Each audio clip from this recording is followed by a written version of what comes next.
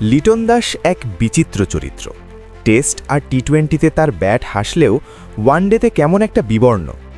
BCL ওয়ানডের প্রথম ম্যাচে north জোনের হয়ে ২৪ বলে ১০ রান করেছেন লিটন দাস। এই ধারা নতুন নয়, বেশ অনেকটা সময় ধরেই তো এমন ধারা চলমান।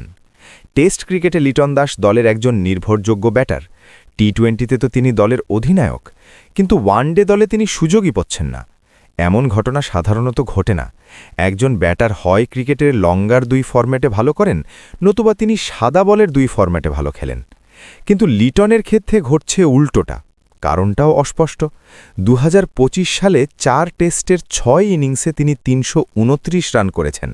৬ নম্বরে ব্যাট করতে নেমে একটি সেঞ্চুরি ও ২টি হাফ সেঞ্চুরি হাঁকিয়েছেন ডানহাতি এই ব্যাটার। এরপর ২০২৫ সালে তার নেতৃত্বেই তো টি-20তে নতুন স্বপ্নের দুয়ার উন্মোচিত হয়েছিল। ২৫ ইনিংসে ব্যাট করে ৫টি হাফ সেঞ্চুরি হাঁকিয়েছেন লিটন। ১৩২.২৯ স্ট্রাইক রেটে ৬৩৫ রান এসেছে লিটনের ব্যাট থেকে। কিন্তু এই পুরো বছরে মাত্র একটি ওয়ানডে ম্যাচ খেলেছেন লিটন, করেছেন মোটে ৪ রান, যার কারণ ২০২৪ সালের নিদারুণ বাজে ফর্ম। ৫ ম্যাচে মাঠে নেমে ৩টিতেই তিনি ফিরেছিলেন ০ রানে। সর্বোচ্চ ৪ রান সহ মোটে ৬ রান এসেছে লিটনের ব্যাট থেকে।